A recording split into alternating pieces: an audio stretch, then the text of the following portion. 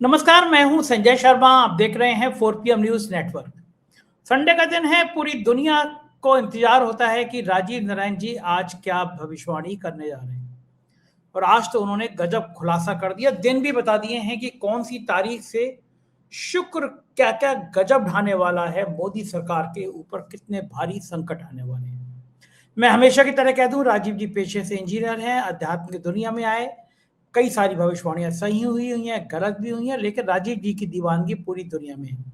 मुझे भविष्य का जन्म पत्री का शौक है, ये प्रोग्राम करता हूं। अगर आपको कोई रुचि नहीं हो तो ये प्रोग्राम बिल्कुल मत देखिए, जिनको रुचि है वो ये प्रोग्राम जरूर देखते हैं। आज चलता हूं राजीव जी के पास। उससे पहले एक रिक्वेस्ट है कि सरकार से लगातार लड़ाई करने से हम लोगों के सामने काफी परेशानियां भी आती हैं। आप समझ सकते हैं, मुझे कुछ बहुत ज्यादा बताने की जरूरत नहीं है। आपसे सिर्फ ये रिक्वेस्ट है कि नीचे 4PM के नीचे ज्वाइन बटन लगा हुआ है, अगर आप ज्वाइन बटन खोलेंगे, एक बहुत मामूली सी अगर आर्थिक मदद करेंगे तो मेरे चैनल को चलाने में मुझे बहुत सहयोग मिलेगा। मुझे यकीन है आप इतनी मदद जरूर करेंगे। चलते हैं राजीव नारायण जी के पास। 4PM न्यूज नेटवर्क में स्वागत है राजीव जी आपका। मेरे कई मित्र मुझे बताते हैं कि वो 6 बजे सुबह, मतलब छुट्टी का दिन होता है, लेकिन अलार्म लगा के बैठ जाते हैं। एक मेरे बहुत अच्छे मित्र हैं, पॉलिटिकल बड़े नेता हैं, उनकी पत्नी ने कहा भी कि राजीव जी का प्रोग्राम कुछ चला थोड़ी ना जाएगा, तुम 8 बजे देख लिया करो। बोले नहीं नहीं, जब तुरंत तुरंत होता है ना तो देखने में बड़ा मजा आता है। तो गजब दीवानगी है आपकी। आज की बातचीत शुरुआत करता हूं। आपने कहा था कुछ दिनों पहले राहुल गांधी की जन्म पत्री देखी थी और कहा था कि दुश्मन हंता, कोई ऐसा योग बताया था आपने कि हाँ, शत्रुहंता शत्रुहंता, कि ये शत्रुओं पे विजय प्राप्त करने वाला योग है। लेकिन आज तो सब, आजकल तो सब राहुल गांधी के पीछे पड़ गए हैं। पार्लियामेंट के सामने उन्होंने केंद्रीय मंत्री को मेरे गद्दार दोस्त कह दिया, बवाल मच गया। एक किताब ले आए तो हंगामा मच गया। हर इंसान राहुल गांधी कुछ बोल रहे हैं और उन पे निशाना बना रहे हैं। नड्डा ने उनको अबोध बालक कह दिया, उस पर हंगामा। हर किसी के निशाने पे राहुल गांधी। तो मैं चाहता हूं कि आज का जो प्रोग्राम है, आप उसकी शुरुआत हम राहुल गांधी की जन्म पत्री से करें। जरा देखिए राहुल के सितारे क्या कहते हैं, कि कुछ परेशानी में रहेंगे या वाकई में शत्रु हंता योग है, एक बड़ी ऊंचाई उनका इंतजार कर रही है। चल क्या रहा है राहुल की जिंदगी में, जरा ये बताइए राजीव जी। हाँ, बहुत सुंदर। आपके दिसंबर के सेकंड वीक में या शायद 14 दिसंबर का प्रोग्राम था, जब मैंने दर्शकों राहुल गांधी की ये हॉरोस्कोप डिस्कस की थी। और राहुल गांधी की हॉरोस्कोप, राहुल गांधी का जन्म 19 जून 1970 को हुआ दिल्ली में। और अक्सर हमें हमेशा प्रोग्राम में मैं बताता रहता हूं कि किस तरह से आरएसएस और बीजेपी के द्वारा प्लांट किए गए ज्योतिषी उल्टी सीधी बातें करते हैं और गलत उनकी हॉरोस्कोप को डिस्कस करते हैं। और आपने जो अभी वर्ड यूज किया था शत्रुहंता, उसका अंग्रेजी में मीनिंग होता है डिस्ट्रॉयर ऑफ एनिमीज, अपने शत्रुओं पर भारी पड़ना। तो नरेंद्र मोदी के लिए अगर इस देश में कोई सबसे ज्यादा मतलब भारी पड़ रहा है, जिससे नरेंद्र मोदी की रात की नींदें खराब हैं, नरेंद्र मोदी को सपने में भी रात को, जैसे वो हमारे आम भाषा में कहते थे ना, बच्चों को डराने के लिए जो है माएं कुछ कहती थी कि ये फलाना भूत आ जाएगा, फलाना ये आ जाएगा। तो नरेंद्र मोदी जी के लिए भी गब्बर आ जाएगा, गब्बर सिंह आ जाएगा, ठीक है। इसी तरह से राहुल गांधी का भी यही रोल है कि राहुल गांधी, नरेंद्र मोदी जी की रात की नींदें टूट जाती होंगी और नरेंद्र मोदी के लिए बिल्कुल वो काल समान बन चुके हैं और वो डरते हैं नहीं। तो सबसे पहले मैं दर्शकों को बताऊं कि ये सब मैं इस तरह से बातें नहीं कर रहा हूं। सबसे पहले उनकी कुंडली का ये जो राइटअप भी मैंने शेयर किया था, जस्ट मैं ब्रीफ में बताता हूं। उनके देखिए, इनका लग्न चंद्रमा और सूर्य, लग्न शरीर, चंद्रमा मन और सूर्य आत्मा, तीनों शुभ ग्रह में है। तो एक ऐसा व्यक्ति बेहद अच्छा इंसान हो सकता है। और आपको बता, मैं तो कभी मिला नहीं, लेकिन आप लोग मिले हैं, बहुत सारे लोग मिले हैं मुझे। कई लोगों ने कहा, इवन शंकर सिंह बघेला जो बीजेपी, जिन्होंने बीजेपी को गुजरात में खड़ा किया, और नरेंद्र मोदी वो व्यक्ति है जो जिसने शंकर सिंह बघेला को सबसे पहले धोखा दिया था। उसके बाद नरेंद्र मोदी का तो इतिहास धोखे का रहा ही है। बिल्कुल जैसे पूर्व काल में मुस्लिम राजा नहीं होते थे कि जो उनको सपोर्ट करता था उसी को धोखा देते, नरेंद्र मोदी लगभग उसी तरह के हैं। केशुभाई पटेल को धोखा दिया, फिर अडवाणी जी को बैठा दिया, वो सब आपके सामने है। तो इनका चूंकि सारी शुभ ग्रह और लग्न में बृहस्पति है। और आपको बताएं, सिमिलरिटी मैंने कभी किसी प्रोग्राम में आपको बताया भी था कि महात्मा गांधी की हॉरोस्कोप में भी लग्न में बृहस्पति है। तो लग्न में बृहस्पति बेसिकली लग्न और हमारा 5वां घर बुद्धि का होता है और 6वां घर हमारा सॉरी 9वां घर हमारा होता है दया, करुणा, इथिक्स, मॉरलिटी और आध्यात्म का, कॉन्शियसनेस का। 5वां घर सबकॉन्शियस माइंड का होता है। तो देखिए राहुल गांधी की हॉरोस्कोप में क्या अच्छी बात है कि शरीर पर, उनके सबकॉन्शियस माइंड पर और कॉन्शियस माइंड पर, तीनों पर बृहस्पति की प्रभाव है। करेज इतना जबरदस्त है कि चंद्रमा उनका बृहस्पति की क्रूर राशि में है, जो अग्रेसिव राशि उसमें है, और सूर्य और चंद्रमा जैसे दो क्षत्रिय ग्रह देख रहे हैं, इसलिए वो व्यक्ति कभी किसी से डरता ही नहीं है।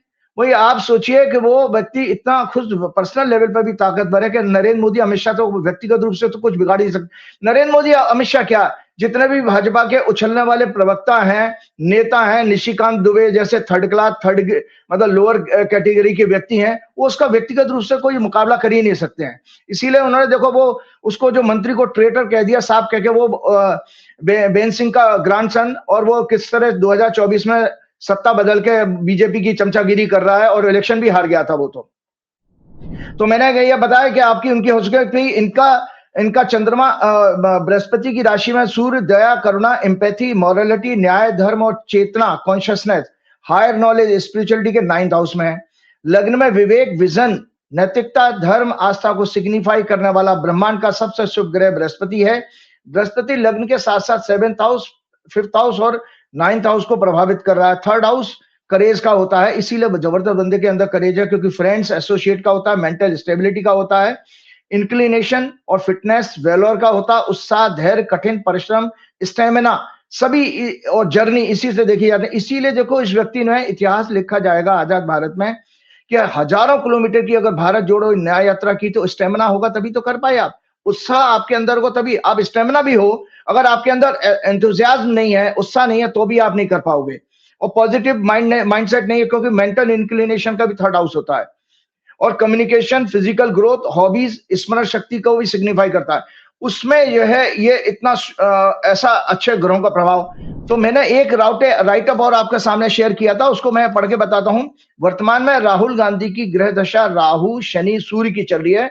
राहु इनके जन्म के राहु से गोचर कर रहा है। शनि इनके वर्तमान में 6वें भाव में गोचर कर रहा है, जबकि इनका शनि 70 के आसपास, 68-70 में शनि नीच का था 7th हाउस में, इसीलिए विवाह में इनका विलंब हुआ और विवाह के थोड़े से चांसेस भी कम हो गए। लेकिन 6वें भाव में कोई भी क्रूर ग्रह, पाप ग्रह, शत्रुहंता का योग बनाता है। ये ज्योतिष का फंडामेंटल सिद्धांत है। तो अब इसके अंतर शनि जो है जब से 6वें भाव में आए हैं 29 मार्च 2025 को, तब से राहुल गांधी की स्ट्रेटेजी देखिए, लगातार अटैक नरेंद्र मोदी की बैंड बजा के रखी हुई है उन्होंने। और 6वां भाव होता है एनिमी, लिटिगेशन, फाइट और एजिटेशन, प्रोटेस्ट का, और इसके कारण शत्रुओं पर ये भारी पड़ रहे हैं और उन्हें विजय प्राप्त कर रहे हैं। सूर्य के 9th हाउस में है, अचीवमेंट, सक्सेस का 11th लॉर्ड भी है। 8 जनवरी 2026 से इनकी 8 जनवरी 2026 से अभी पिछले महीने सूर्य की इनकी चंद्रमा की प्रत्यंतर दशा शुरू हो चुकी है, जो अप्रैल तक चलेगी। और चंद्रमा इनके 3rd हाउस में बैठा है, मंगल से दृष्ट है, और चंद्रमा इनके कर्म का घर का स्वामी भी है। तो संजय जी, मैंने क्या कहा था, इसी राइटअप में आपको कंटेंट दिखाइएगा, हाईलाइट कराइएगा अपने ऑफिस में बोल के। मैंने कहा था वर्तमान में देश ही नहीं पूरे विश्व में इनकी philosophical, political and diplomatic understanding की प्रशंसा होगी, जिससे इन्हें यश प्राप्त होगा, इनका प्रताप बढ़ेगा। वर्ल्ड लीडर्स और देश की जनता इन्हें नरेंद्र मोदी से ज्यादा गंभीरता से लेगी और विश्वास करेगी। तो ये सब चीजें मैं कह चुका हूं और आपके सामने वही उसी तरह के परिणाम आ रहे हैं। जहां तक अब बात आती है नरेंद्र मोदी जी की, तो संजय जी हम क्या बात करें। सबसे पहले आज मैं थोड़ा समय पिछले 2-3 प्रोग्रामों से संजय जी एक टेक्निकल विषय लेकर के आया हूं और थोड़ा मेडिकल साइंस से भी है।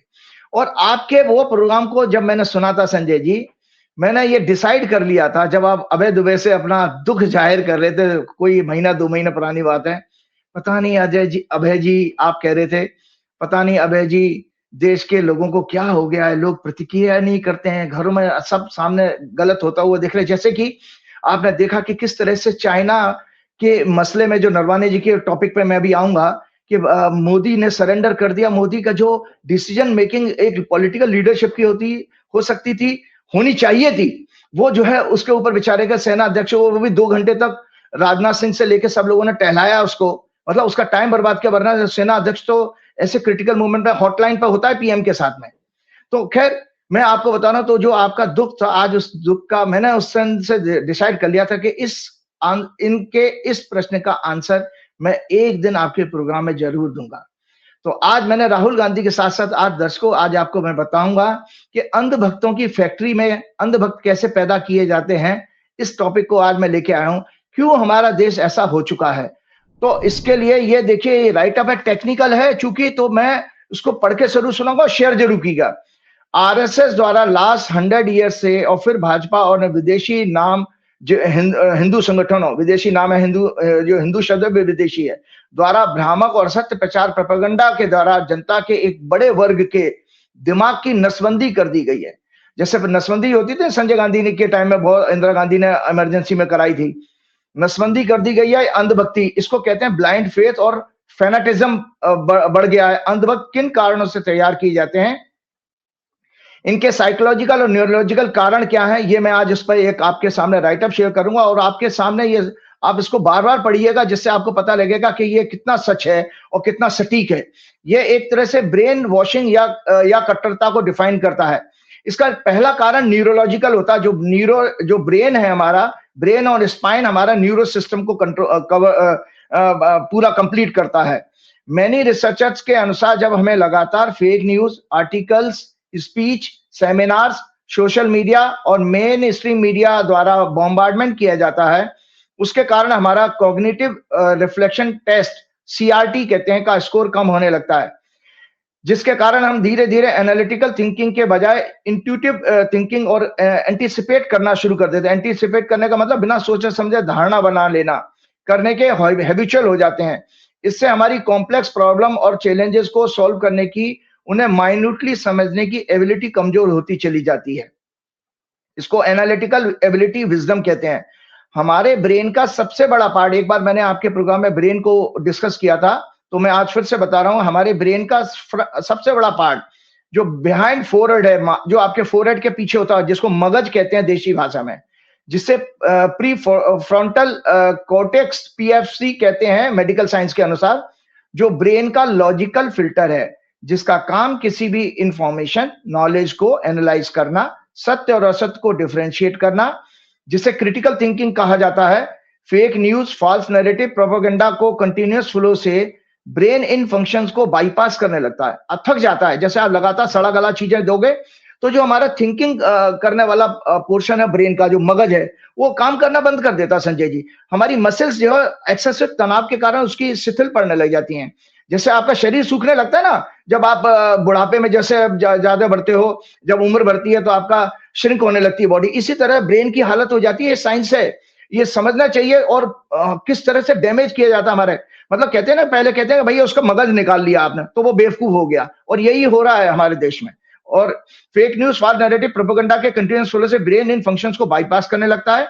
अर्थात ब्रेन का वो पार्ट जो हमें जानवर से इंसान या मनुष्य बनाता है, सोचने समझने की शक्ति प्रदान करता है, वो अपना काम ठीक से नहीं कर पाता है। ये कॉग्निटिव फ्लेक्सिबिलिटी के लिए एक रिस्पॉन्सिबल होता है ये ब्रेन का पार्ट। ब्रेन का एक और पार्ट एमिगडाला और लिम्बिक सिस्टम, जो डर और भावनाओं का केंद्र है, वह भी ओवरलोड हो जाता है। मतलब ब्रेन का एक पार्ट होता है सेंटर में जो डर और भावनाओं का केंद्र होता है, वो भी ओवरलोड हो जाता है। हमारा ब्रीदिंग पैटर्न, इसके कारण क्या होता है, हमारी सांस लेने की क्रिया बदल जाती है, ब्रीदिंग पैटर्न चेंज हो जाता है, हम छोटा सांस लेने लगते हैं। और फिर आपको जब छोटा सांस लेने के, तो मतलब कॉमन भाषा में बताता हूं संजय जी, ऑक्सीजन ब्रेन में कम हो रही है। ब्रेन का, मैंने कई सारे न्यूरोसर्जन के साथ बातचीत की, ब्रेन का जो फूड होता है ऑक्सी हीमोग्लोबिन होता है, तो ब्रीदिंग पैटर्न चेंज होकर कमजोर होने लगता है। स्ट्रेस हार्मोन रिलीज होने से lack of supply oxygen in brain, हम भावनाओं के वश में आकर बाहरी खतरों के प्रति ब्रेन की मसल्स भी वीक होने लगती हैं, एक तरह की प्रतिक्रिया देने लगते हैं। क्योंकि जब हमारा ब्रेन काम करना बंद कर देता है तो हम एक तरह का रिएक्शन देना शुरू कर देते हैं। जैसे आप गाली दे रहे हो तो गाली दे रहे हो, फेक न्यूज, जैसे आंटी अंकल है हमारे फेक न्यूज फैला रहे हैं तो फेक न्यूज ही फैलाते रहेंगे, उनको उसी में मजा आने लगता है। और ये इनसे हमारे ब्रेन में एक हिप्पोकैम्पस में मसल्स सिकुड़ने लगती है, कमजोर होती हैं। वह हमारे एक तरह के विचार या धार्मिक भावनाओं और रिएक्शंस उससे तेज होने लगते हैं। उसका मनोवैज्ञानिक कारण क्या है? Psychological reason. जब व्यक्ति अपनी सर्टेनिटी को बहुमत के विरोध में महसूस करता है तो ब्रेन का एक पार्ट एमिगडाला जो भावनाओं को कंट्रोल करता है वह एक्टिव होकर फाइट या फ्लाइट मोड में चला जाता है। इमोशनल हाईजैकिंग हो जाती है। Fake news article, speech, media coverage, social and main stream को इस तरह डिजाइन किया जाता है कि वो हमारे अंदर फियर, एंगर, हेटरेट, फ्रस्ट्रेशन पैदा कर दे, हमें रेस्टलेस बना दे। ये फैनेटिज्म को जन्म देता है, अज्ञानता और आक्रामकता की इच्छा बढ़ती है और हम इस तरह के विचारों वाले ग्रुप में शामिल होने लगते हैं। हमको वैसे ग्रुप अच्छे लगते हैं, हम उसको ज्वाइन करने लग जाते हैं। इमोशंस के बेस पर उन न्यूज आर्टिकल, टेक्स्ट, पोस्ट को रिएक्शन के फॉर्म में शेयर करने लगते हैं। ये रिएक्शन है जो आप धड़ाधड़ इस तरह की हेट न्यूज को, हेट क्या नाम है, स्पीच को बढ़ाते रहते हो सोशल मीडिया पर। और मैंने क्या नाम है, इससे क्या भ्रम, और दूसरा होता है भ्रम की स्थिति। जब हम किसी भी झूठ को या बहुरूपी नेता व्यक्ति को बार बार सुनते हैं, देखते हैं तो हमारा माइंड उन्हें सच मानने लगता है, चाहे वो कितना ही बकवास क्यों ना हो। हमारा ब्रेन उस फेक अनट्रुथ को प्रोसेस करने के लिए शॉर्टकट्स ढूंढने लगता है। इस तरह वह झूठ हमारे लिए एक जाना पहचाना फेमिलियर हो जाता है। परिणाम स्वरूप माइंड और ब्रेन इसे सत्य मानकर आत्मा की 8 पावरफुल शक्तियां होती हैं, उसमें एक परखने की शक्ति होती है, क्रिटिकल थिंकिंग कहते हैं, वो कमजोर हो जाती है। कमजोर होने के कारण बिना किसी एविडेंस के उस पहचान को, जैसे नरेंद्र मोदी को आप बार बार होर्डिंग पर, शमशान पर, जाने कहां कहां आप फोटो देखते रहते हो तो आपको वो नरेंद्र मोदी भगवान समाज देखने लगता है। एविडेंस के केवल पहचान पर ट्रस्ट करने लगता है। इस मानसिक थकान, cognitive load, continuous non stop propaganda से ब्रेन पर एक एक्स्ट्रा स्ट्रेस बढ़ जाता है। हर समय गोदी मीडिया के फेक नैरेटिव, बकवास पॉलिटिकल डिबेट्स, मोदी का हर जगह और एवरीडे समाचार पत्रों में चेहरा का विज्ञापन हमारी ब्रेन से पूरी तरह, ब्रेन इन सब चीजों से पूरी तरह टायर्ड हो जाता है। संजय जी, सत्य और असत्य में डिफरेंशिएट करने के लिए ब्रेन को बहुत अधिक मेंटल एनर्जी की जरूरत पड़ती है। मेंटल फटीग के कारण वो गहराई से सोचना, मतलब डीप प्रोसेसिंग छोड़कर सतही तौर पर शैलो प्रोसेसिंग करने लगता है, इंफॉर्मेशन इकट्ठी करने लगता है। इससे हमारी मेमोरी, फोकस और कंसंट्रेट करने की कैपेसिटी एंड एबिलिटी कमजोर होती चली जाती है। कंफर्मेशन बायस, जिसको पूर्वाग्रह कहते हैं। कंफर्मेशन बायस से व्यक्ति केवल अपनी मान्यताओं या फिलॉसफी, फेथ को सही ठहराना की इंफॉर्मेशन को कलेक्ट करने या ग्रहण करने का प्रयास करना शुरू कर देता है। इससे उसकी लॉजिकल रीजनिंग कमजोर होने लगती है और उसका पहले से ही बना हुआ बिलीफ सिस्टम और स्ट्रांग होने लगता है। जब हमें अपनी पसंद की बात सुनने को मिलती है, ग्रुप या हम ग्रुप ज्वाइन करते हैं तो हमारा ब्रेन एक डोपामाइन नाम का हैप्पी हार्मोन रिलीज करता है और इससे हमें एक अजीब सी झूठी आनंद और शांति प्राप्त होती है, सेटिस्फेक्शन मिलने लगता है। इस तरह ग्रुप थिंकिंग से अंधभक्ति फैलती है। Middle class people above 60 year, जो आंटी अंकल व्हाट्सएप ग्रुप और हाउसिंग सोसाइटी के होते हैं, पिछले 12 साल से इन्हीं कामों में बिजी हैं जिनका देश की economy, law and order, sex crime, बेरोजगारी, महंगाई, डिप्लोमेसी, धर्म, संस्कृति का ज्ञान, नैतिकता, सदाचार, गरीब, पिछड़ों, आदिवासियों, दलितों के प्रति दया करुणा का भाव, प्रजातंत्र, संविधान की रक्षा, सच्ची देशभक्ति, मानव मूल्यों को संवारना, सीमाओं की सुरक्षा आदि से कोई लेना देना नहीं होता, क्योंकि ब्रेन हमारा सड़ चुका है। इस तरह के फैनेटिज्म से डिप्रेशन, रेस्टलेसनेस, एंगर, अन्य साइकोसोमेटिक बीमारियां जैसे BP, sugar, acidity, brain disorder, ulcer, cancer, heart failure, migraine, नींद ना आना, कब्ज आदि बढ़ने लग जाती हैं। ये कट्टरता वैज्ञानिक एविडेंसेस को भी निगेट करने लगती हैं। आप साइंटिफिक कोई लॉजिकल चीजें बताइए, उसको भी कह देंगे सब बकवास है, हमारा मोदी सबसे ठीक है, इस तरह के लोग कहने लगते हैं। तो यहां रखिएगा, एक फॉर्मूला है, एनवायरमेंट हमारा बनाते हैं वर्ड्स, और जब हमारे लगातार वर्ड्स उसी तरह के बनते हैं तो उससे बन जाते हैं हमारे एक्शन, और ये फॉर्मूला है। और लगातार एक्शन हमारी एक तरह की हैबिट बन जाते हैं, आदत। Repeated action becomes your habits, और repeated habit for a long time becomes your character. और ये जब लॉन्ग टाइम करेक्टर जो है कई सारे लोगों का, मेजोरिटी का बन जाता, तो ये बनती है कल्चर। और यही आरएसएस और भाजपा की असलियत है। ये राइटअप भी शेयर कीजिएगा संजय जी, कि आरएसएस और भाजपा की यही असलियत है, किस तरह से। और ये यही नहीं है, आपके जितने भी इतिहास में डिक्टेटर हुए हैं, वो संजय जी, उनकी मोडस ऑपरेंडी यही होती है, वो मीडिया पर कंट्रोल कर लेते हैं और लगातार फेक न्यूज और प्रोपेगेंडा को आगे बढ़ाते हैं, जिससे कि लोगों के दिमाग सड़ गल जाए, जितने मैंने साइकोलॉजिकल न्यूरोलॉजिकल कारण बताए थे। अब मैं उस बात पर आना चाहता हूं संजय जी। आपका एक बहुत बड़ी घटना घटी है जो दुखद है, और क्यों हुआ इसका ज्योतिषी कारण मुझे, क्योंकि मैंने आपको पहले ही बता दिया कि इतिहास और पॉलिटिकल चीजों को मैं क्यों बताता हूं, समाज शास्त्र की चीजों को क्यों मैं बोलता हूं, क्योंकि मेरी हॉरोस्कोप अलाउ करती है, मेरे उस तरह के ग्रह मेरी कुंडली में है, और मैं इसीलिए इंटरप्रिटेशन मेरी डिटेल में होती है। आज मैंने मेडिकल साइंस को क्यों आपको बताया, क्योंकि शुक्र जो है टॉरस लगन के छठवें घर का लॉर्ड भी होता है, तो छठवां घर का लॉर्ड जो है वो छठवां घर बीमारी का होता है, इसलिए, और मेरे वाणी के घर में शुक्र बैठा हुआ है, इसीलिए मेरी ओरेटरी पावर भी अच्छी है, और मैं मेडिकल साइंस की बातें भी कर लेता हूं आप लोगों से। तो ये इसी का कारण है। तो मतलब देखिए, आप जब ज्योतिष को पढ़ते हैं, समझते हैं, तो आपको लगता है कि जिंदगी में जो भी कुछ हो रहा है वो सब एक पैटर्न पर, ग्रहों के कारण हो रहा है। तो संजय जी, आज जो राहुल गांधी ने जो मुद्दा उठाया, एक बेहद सीरियस मुद्दा है। मैं आज दो विषयों पर इस पे प्रोग्राम के आगे बढ़ाना चाहूंगा।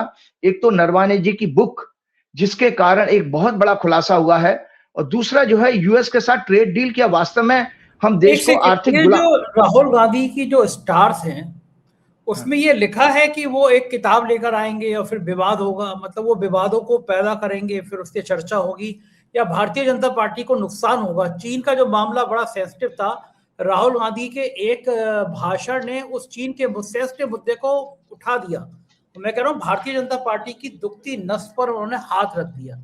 प्रधानमंत्री हाउस में गए नहीं, लोगों ने कहा कि साहब महिलाएं आगे कर दी थी, प्रधानमंत्री पे हमला हो सकता था, तो लिमिट हो गई, स्पीकर तो सब मर्यादा ही भूल गए हैं। तो राहुल गांधी की क्या ये रणनीति में कोई स्टार्स ऐसा था कि राहुल गांधी का एक स्टेप पूरी बीजेपी को बैकफुट पे ले आएगा? कुछ ऐसे ग्रह होते हैं क्या?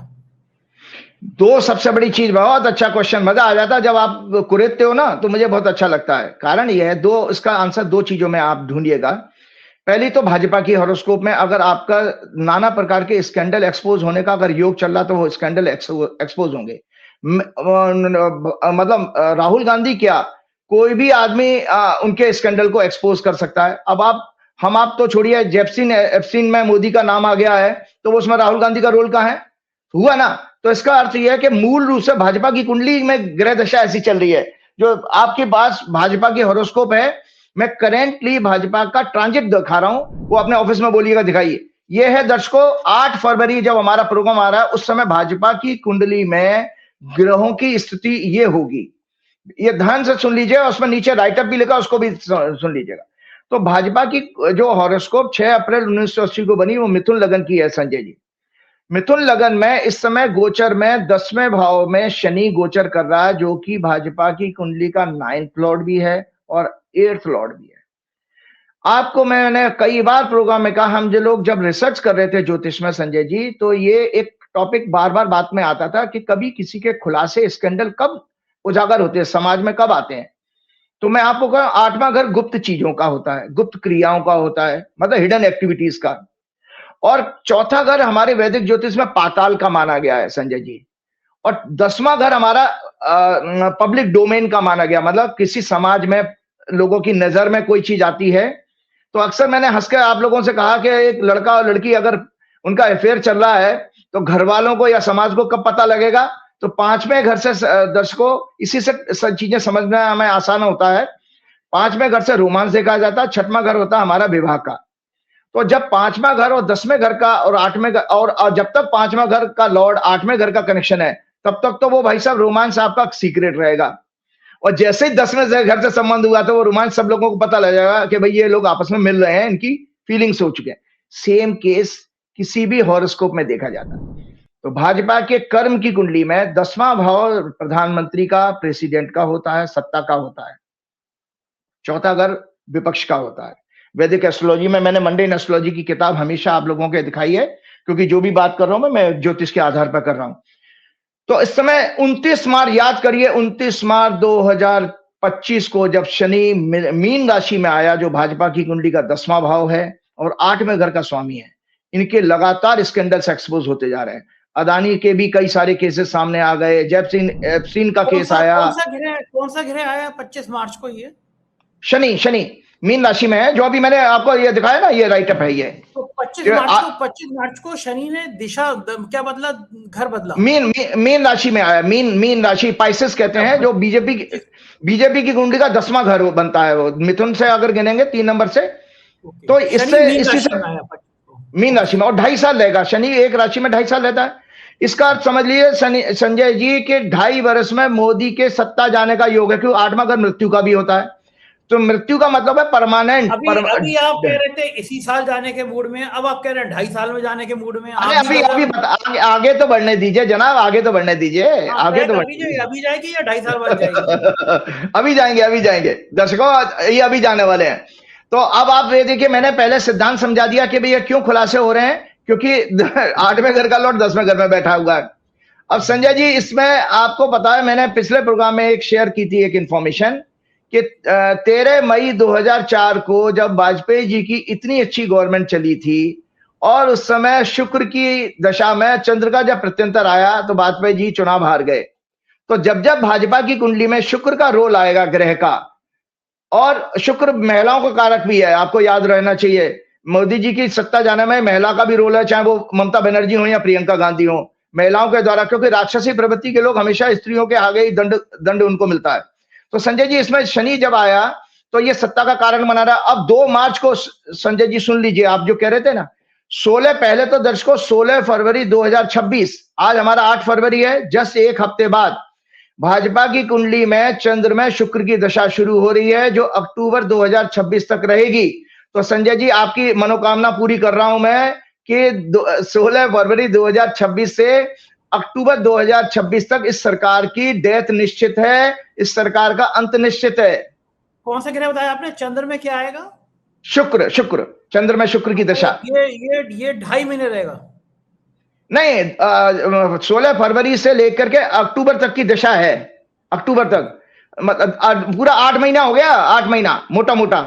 आप स्पेसिफिक कहेंगे तो उसमें भी हम चले जाएंगे, अभी जाने वाले हैं। अब सुन लिए, और ये नैरो डाउन कर रहा हूं। 2 मार्च को शुक्र जो है मीन राशि में जब पहुंचेगा 2 मार्च को, और शुक्र चूंकि इस कुंडली का 12वें घर का लॉर्ड है, 12वां घर होता है त्याग पत्र देने का, रिजाइन करने का। शुक्र इस कुंडली का 5वें घर का लॉर्ड है। 5वें घर का लॉर्ड मैंने पिछले प्रोग्राम में भी बताया कि 10वें भाव पर जो प्रधानमंत्री का या राष्ट्रपति का या सत्ता का होता है, उस पर फिंगर रखिए और वहां से काउंट कीजिए, तो 5वां घर 8वां घर बनता है। तो 8वां शब्द जहां भी आएगा वहां डेथ होती है, मतलब परमानेंट ब्रेकअप होना, परमानेंट किसी चीज का डेड हो जाना। सत्ता परिवर्तन त्याग पत्र 12वें घर से देखा जाता है, लेकिन सत्ता ही अगर बदल जाए तो 8वां घर भी रोल होगा। याद रखिए, 8, 10 और 12 इनके कनेक्शन पर किसी की नौकरी जाएगी, व्यापार का बड़ा घाटा होगा, या पोजीशन चली जाएगी, कोई भी चीज हो। तो संजय जी, इसलिए शुक्र जो है 5वें घर का 12वें घर का लॉर्ड है, ये कारण बन गया। तो ये जाने वाली सत्ता का योग बन गया। 2 मार्च को मैंने आपके और ज्यादा नैरो डाउन कर दिया, आप तो घबरा रहे थे कि अभी तो 1.5 साल बाकी है, 1 ही साल निकला है। तो ये संजय जी, अब इसमें मुश्किलें और इनके साथ क्या बढ़ने वाली हैं। राहुल गांधी की हॉरोस्कोप में मंगल अभी 4थे घर से गोचर करा, जो मैंने हॉरोस्कोप दिखाई थी। मंगल जो है उच्च का होता है 4थे घर में, और 4था घर विपक्ष का भी होता है, और 10वें घर, 4थे घर से वो 10वें घर को देख रहा है राहुल गांधी की हॉरोस्कोप में। इसलिए जबरदस्त एक्शन आपने देखा, जबरदस्त एग्रेसिवनेस आपने देखी है इस मुद्दे पर। तो अब राहुल गांधी की हॉरोस्कोप में ये चंद्रमा से, चंद्र उनकी धनु राशि है, तो ये 3रे घर में जाएगा। मंगल 23 तारीख को मंगल बदलने जा रहा है, राहु के साथ होगा। राहु उनकी कुंडली में महादशा का स्वामी है। राहुल गांधी और विदेशों से इंफॉर्मेशन इकट्ठी करके नरेंद्र मोदी की ताबूत में और आखिरी बची खुची कीलें ठोकने जा रहे हैं 23 तारीख से 23 फरवरी से, और बड़े खुलासे विदेशों से होने वाले हैं।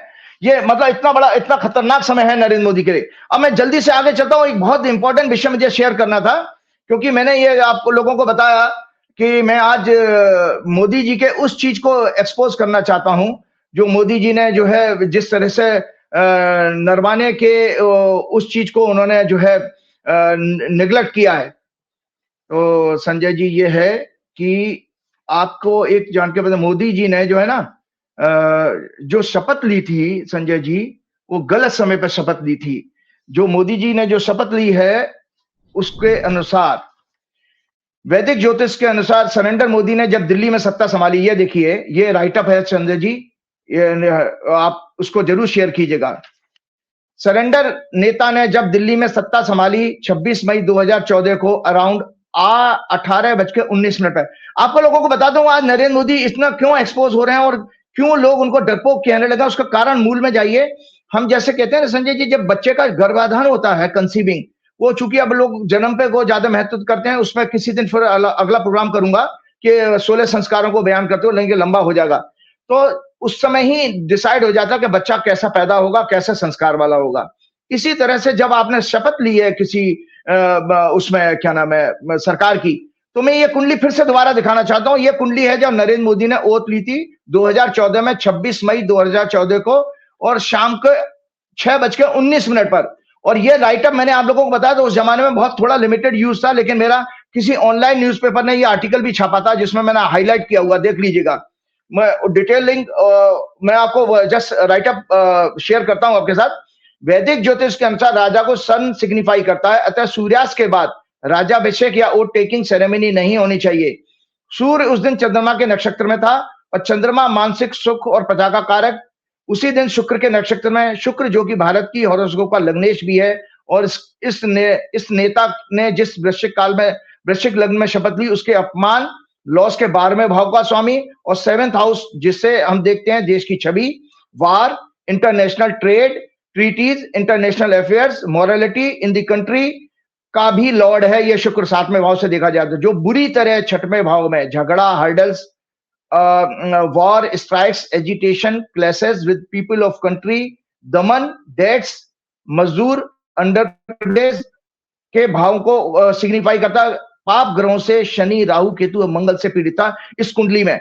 उस दिन भारत का लग्नेश भी पीड़ित था, और इस जिस लगन में मोदी जी ने शपथ ली थी उसका 12वें घर का, 7वें घर का लॉर्ड भी। लग्नेश मंगल महत्वाकांक्षा के 11वें भाव में, चंद्रमा के नक्षत्र में। 5th lord, 2nd lord Jupiter was in 8th house. Speculation, destruction of state, legacies, tradition, hidden things with 8th and 11th lord Mercury. इसलिए इस देश में stock market, gaming, speculation, gaming मतलब जुआ सट्टा ज्यादा ग्रो किए हैं instead of business and trade and other things. 9वें घर का Lord 9th Lord moon, 9th house, सभी पाप ग्रहों के प्रभाव से पीड़ित शनि से, जो कि गरीब, मजदूर, आदिवासी, एम्प्लॉयमेंट, पब्लिक सेक्टर्स, किसान, भूमि, countries, mineral resources, petrol, chemical, pharma आदि को सिग्निफाई करता पीड़ित हो रहे थे, जिसका पूरा संकेत है कि ये सरकार जुडिशरी, कॉन्स्टिट्यूशन, डेमोक्रेसी, डिप्लोमेसी, देश में नैतिकता, धर्म, संस्कृति, परंपराओं, मंदिर, मस्जिद, चर्च आदि धार्मिक संस्थाओं को पूर्णतः नष्ट करने का प्रयास करेगी। इसके कार्यकाल में महिलाओं, वीनस के कारण पूरी तरह शोषण होगा, rapes, sex abuse, immoral acts, drugs व्यापार, विदेशों में काला धन बढ़ना आदि का ग्रह योग भी बन गया, जो 11 वर्षों से ज्यादा बीत जाने पर भी देश ही नहीं दुनिया ने अब तक सब ने आप लोगों ने देख लिया है। 2nd हाउस इकोनॉमी का होता है।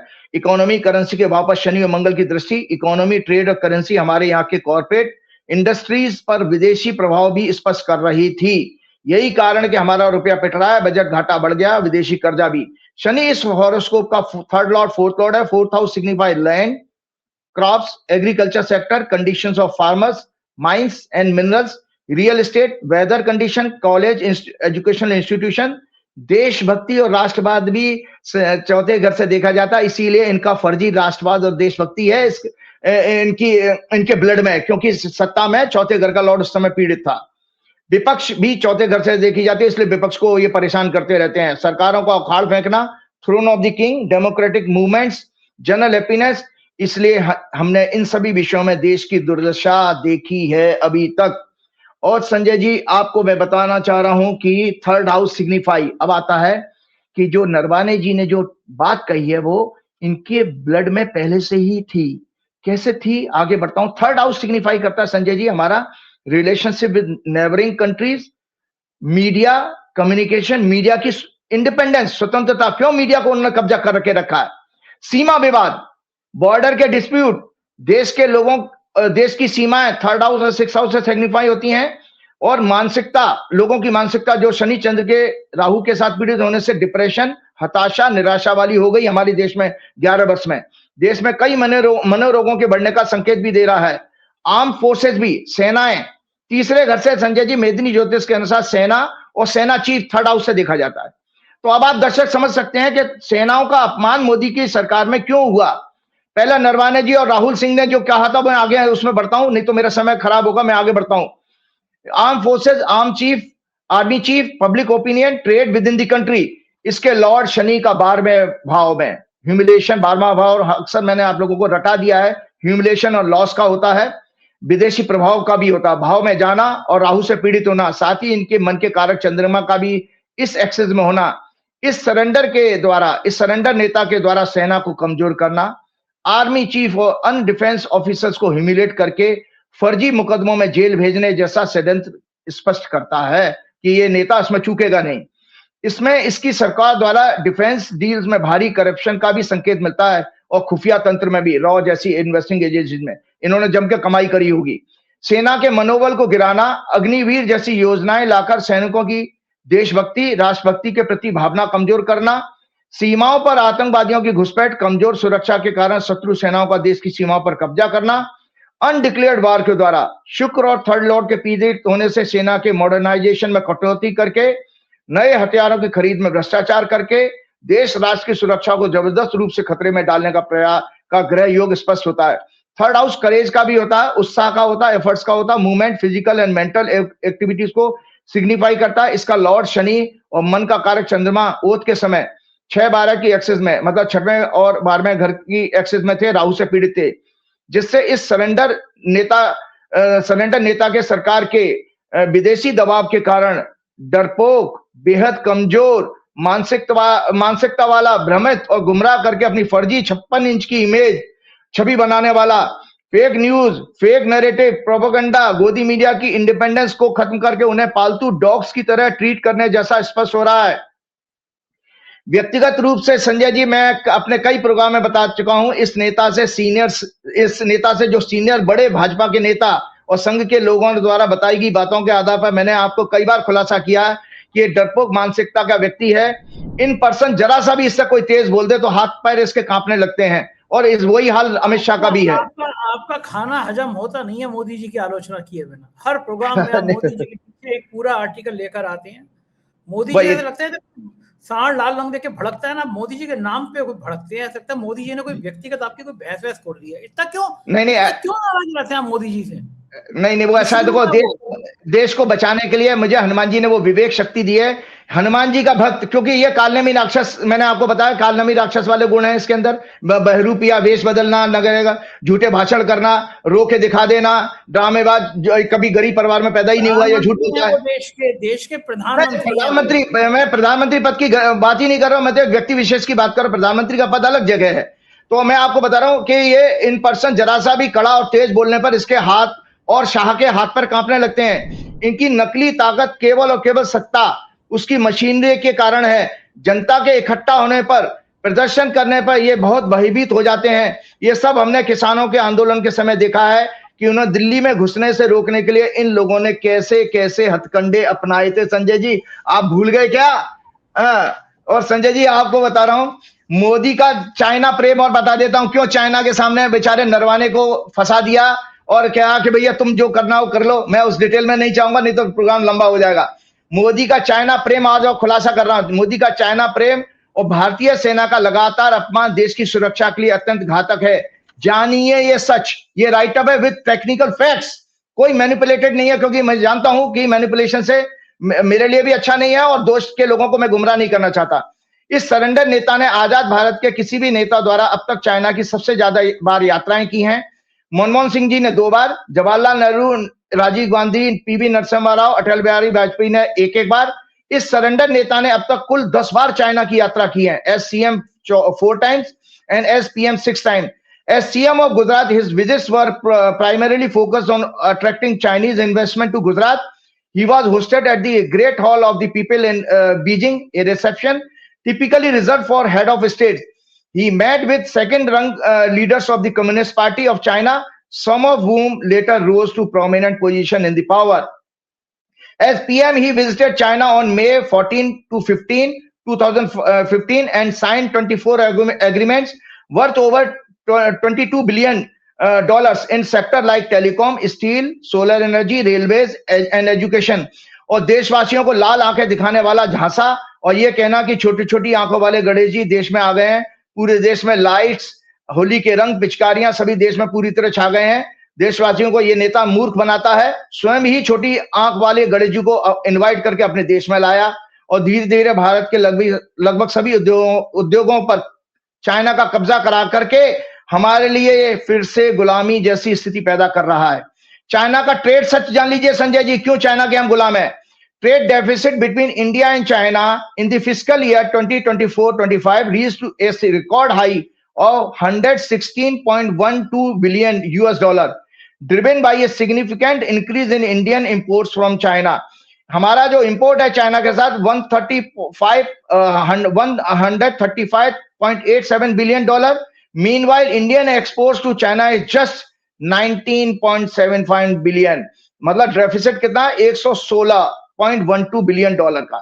The widening trade deficit reflects structural dependencies with India facing challenges like limited market access for its competitive sectors like pharma, IT, electronics and semiconductor, computers, processors, digital economy जिसको कहते हैं, battery, ऊर्जा, chemicals, solar panels, renewable energy, machineries and battery equipments, rare earth minerals। हमारी digital economy China के हाथ में है। ये प्रमुख कारण है कि जिसकी वजह से ये सेना और भारत की सीमाओं की सुरक्षा, देश का भविष्य खतरे में डालने के लिए ऑलवेज तैयार है। आर्थिक रूप से, व्यापार की दृष्टि से इन्होंने देश की पहले से ही पिछले 11 वर्षों में गुलामों जैसी स्थिति पैदा कर दी है।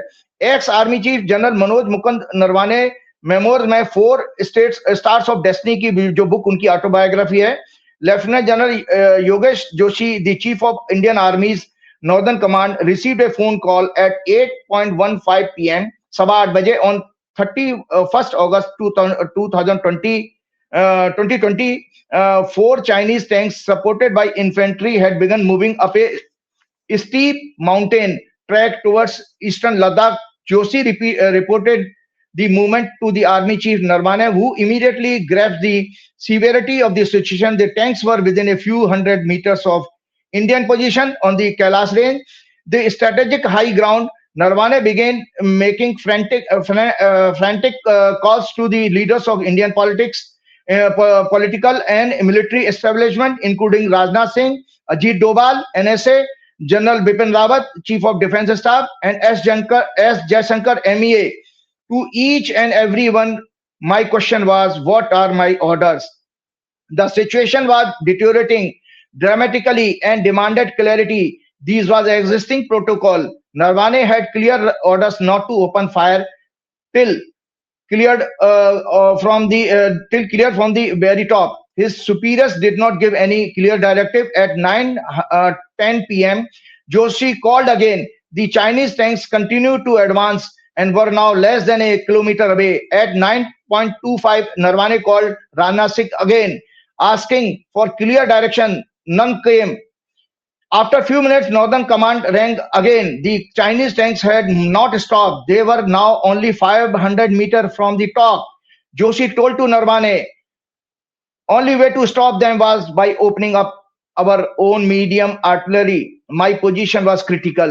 Narawane writes, he was caught between the command who wanted to open fire with all possible means and the government committee, which yet to give me clear-cut executive orders. The entire northern front was on high alert. Narawane made yet another call to the defense minister, who promised to call back. The time stretched. Each minute was a minute closer to Chinese tanks reaching the top. Finally, Rajnath called back at 10:30 PM.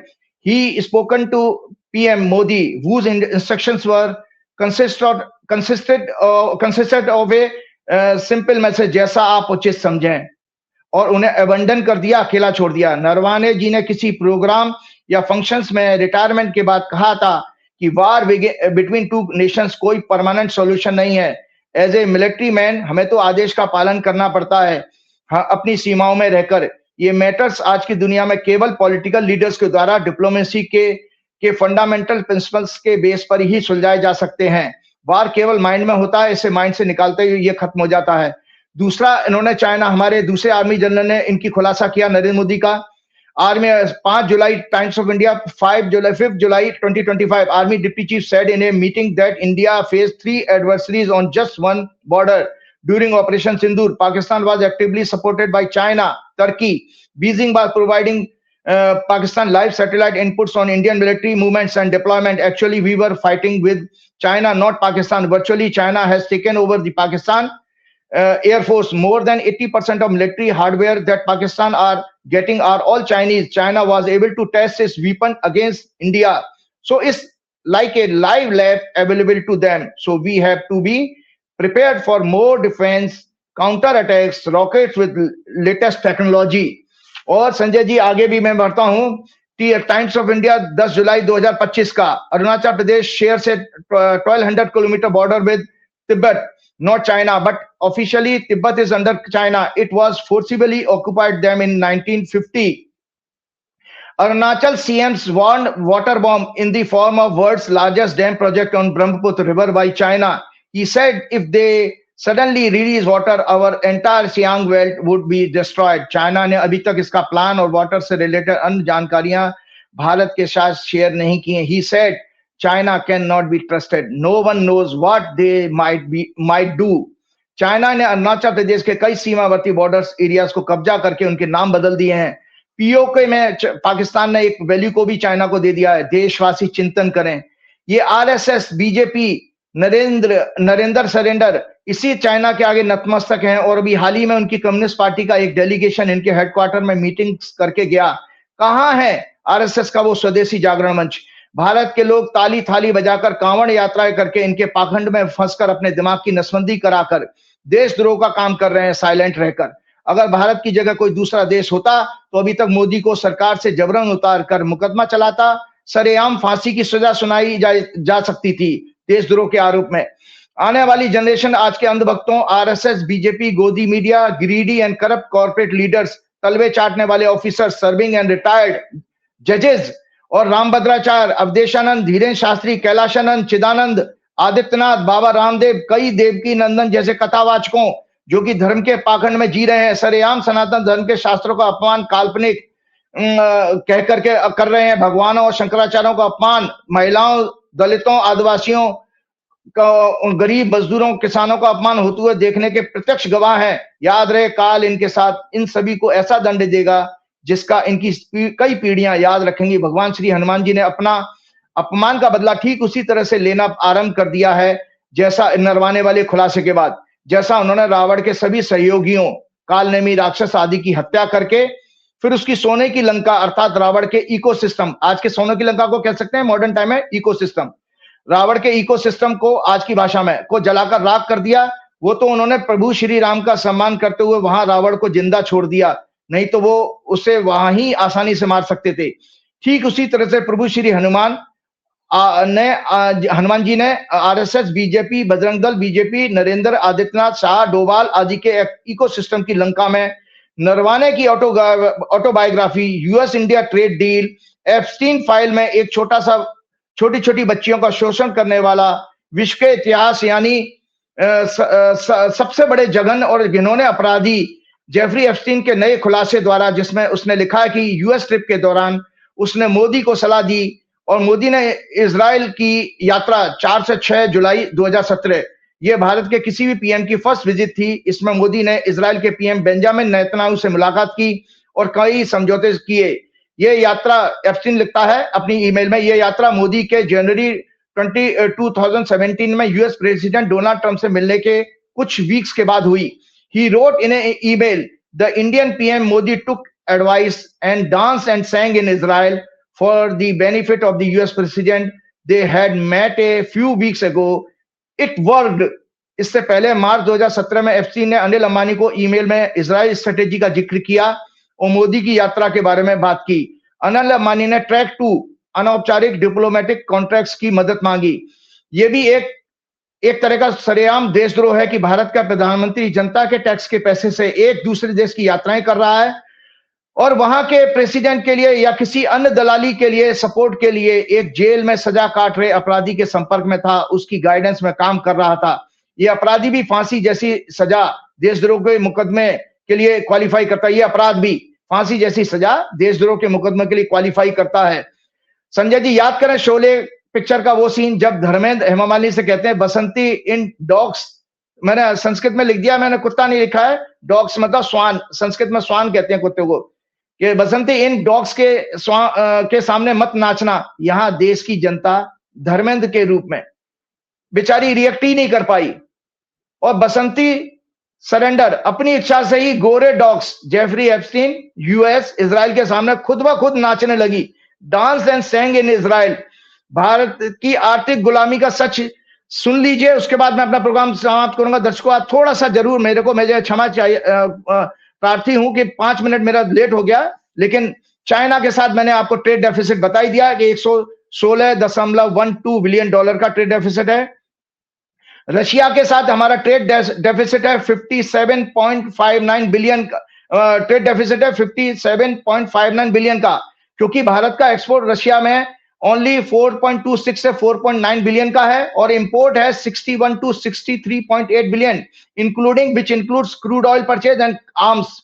UAE से आप छोड़िए, आपके ऊपर आपका व्यापार UAE से भी trade deficit है, जो दुबई के शेख ने आया था। मतलब हम मुसलमानों को भी गुलाम किए जा रहे हैं मोदी द्वारा। यूएई से ट्रेड डेफिसिट है 12.13 बिलियन डॉलर का। एक्सपोर्ट इंडिया करता है यूएई में 30.63 टू 37.1 बिलियन और इंपोर्ट करता है यूएई से 48 टू 55.7 बिलियन। यही कारण है संजय जी, अब अदानी केस एप्स्टीन फाइल में मोदी का नाम और अन्य सीक्रेट्स के कारण डोनाल्ड ट्रंप इंडिया से यूएस का एक्सपोर्ट यानी ट्रेड 500 बिलियन से भी ज्यादा उम्मीद कर रहा है, उससे डिमांड कर रहा है, जिसमें pharma, technology, energy and agriculture sector शामिल है। आपको जानकारी संजय जी बता दूं कि भारत का टोटल इंपोर्ट वर्ल्ड का 722 टू 721 बिलियन डॉलर है केवल, और डोनाल्ड ट्रंप कह रहा है इस यूएस ट्रेड डील में मुझे 500 बिलियन डॉलर का बिजनेस चाहिए बाबूजी आपसे। तो अब आप सोचिए वो भी किस शर्त पर, 0% ड्यूटी पे। हमारे अंधभक्त खुश हो रहे हैं कि 18% ड्यूटी कर दी। अरे इन बेवकूफों को ये समझाइए संजय जी, 18% ड्यूटी तो भैया वो कब की है कि पहले, उससे पहले ट्रंप ने आने से पहले हमारे 2 से 3% ही थी ड्यूटी थी अमेरिका की। पहले तो 2 से 2 to 3% को 18% कर दिया, 25 से घरा के 7% की छूट दी गई है। लेकिन संजय जी 500 बिलियन डॉलर का व्यापार मांग रहा है वो आपसे, वो भी 0% टैरिफ पर। और साथ में संजय जी वो जो आपको पता है भारत पहले हमारा जो ड्यूटी चार्ज करता था लगभग एवरेज में 16% चार्ज करता था।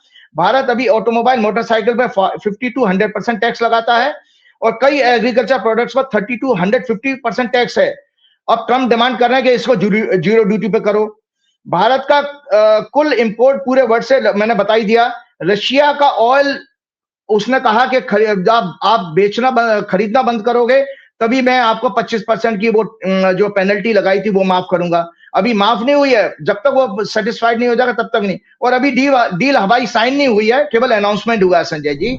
और जिस लगन में डोनाल्ड ट्रंप ने ट्वीट किया था उस लगन में वो डील में कोई अड़चने आने वाली है। दर्शकों कन्या लगन में हुआ था और साथ में घर से इंटरनेशनल एग्रीमेंट देखे जाते हैं, वहां पर छठवें घर का स्वामी कन्या लगन में, कुंडली बाद में दोबारा दिखा दूंगा। ये ट्रेड डील जब हुई है तो उसमें कोई अड़चने आने वाली हैं। संजय जी जो तेल खरीदेगा वेनेजुएला से, वो वेनेजुएला बेच रहा है बेंचमार्क इंडेक्स पर, और रशिया जो तेल आपको देता था क्रूड ऑयल वो लगभग 9 to 15 डॉलर पर बैरल आपको सस्ता देता था। मतलब वेनेजुएला से जो अमेरिका ने जो कब्जा कर लिया वहां के ऑयल फील्ड पर, वो जो तेल खरीदोगे संजय जी वो लगभग 20 से 30% महंगा पड़ेगा भारत को, क्योंकि उसमें वेनेजुएला की डिस्टेंस ज्यादा है, पेट्रोलियम वो क्या मैं transportation cost, logistic cost, insurance etcetera, tanker की कॉस्ट वगैरह वगैरह उसमें लग जाएगी। तो उतना महंगा तेल खरीदोगे क्योंकि उसको अपना कस्टमर ढूंढना था। संजय जी मैंने एक आपसे, अगर आप पे मैं भारी पड़ रहा हूं तो मैं चाहूंगा बिजनेस करना, तो मैं फिर ऐसे थोड़ी कर लूंगा। मैं देखूंगा मेरा ये, मैंने पहले तो देखो, पहले हम तो चूंकि यादवों की बेल्ट के रहने वाले, तो हमारे यहाँ बड़ा पकड़ उद्योग बहुत बड़ा मशहूर था। वो किडनैपिंग हो जाती थी पकड़, तो हमने किसी के मकान पे या दुकान पे कब्जा कर लिया। अब हमें माल बेचना है तो भारत उसको सबसे बड़ा देश मिल गया जो अपना वेनेजुएला का माल बेचने के लिए मिल गया। तो अब भारत की वो गर्दन मरोड़ रहा है कि भैया तू रूस से तेल बंद कर और यहां से महंगा तेल खरीद, जो कि 20 से 30% महंगा पड़ेगा। तो इससे आप अंदाज लगा लीजिए अंधभक्त गोदी मीडिया 18% पर जो नाच रही थी, दरअसल संजय जी आप 0% ड्यूटी लगाओगे $500 बिलियन के व्यापार पर, इंपोर्ट पर, जब वो माल बेचेगा। इसका अर्थ संजय जी बस एक लाइन में खत्म करूंगा इस प्रोग्राम को, कि अमेरिका का सस्ता माल यहां पर आपके किसानों से लेकर के सब कुछ 0% ड्यूटी पर आएगा। ट्रंप की बात जब अपनी अगर पूरी होती है तो मतलब आपके व्यापार में सब जगह ताला बंद, लोग कटोरा मांग करके मंदिरों के आगे कांवड़ यात्राएं करेंगे, पूरे भारत के लोग कांवड़ यात्राएं करेंगे और मंदिरों के आगे लाइन से लंगर खाने बैठेंगे। डोनाल्ड ट्रंप का इतना तो कलेजा होना चाहिए वैसे, जो लंगर तो खिला ही देगा आपको। चलते चलते श्री हनुमान जी की भक्ति के साथ फिर से मैं प्रार्थना करता हूं। और मैं आपको ये बताना चाह रहा था संजय जी, मैं आज शेयर करने को तो बहुत कुछ था, अगले प्रोग्राम में करूंगा। श्री गुरु चरण सरोज रज निज मन मुकुर सुधार, वर्ण और रघुवर बिमल जसु जो दायक फल चार, बुद्धिहीन तनु जान के सुमिरो पवन कुमार, बल बुद्धि विद्या देव मोह हरौ कलेश विकार, भूत पिशाच निकट नहीं आवे, महावीर जब नाम समावे, नासे रोग हरे सब पीरा, जपत निरंतर हनुमत बीरा, संकट ते हनुमान छुड़ावे, मन क्रम वचन ध्यान जो लावे, सब पर राम तब श्री राजा, तिनके काज सकल तुम साजा, और देवता चित्त न धरई, हनुमत से ही सब सुख करई। जय श्री राम, जय हनुमान। शुक्रिया। ये तो राजीव नारायण जी, पूरी बातचीत आपने सुनी, कैसी लगी बातचीत कमेंट करके जरूर बताइएगा। ये प्रोग्राम आपको कैसे लगता है। शुक्रिया, थैंक यू।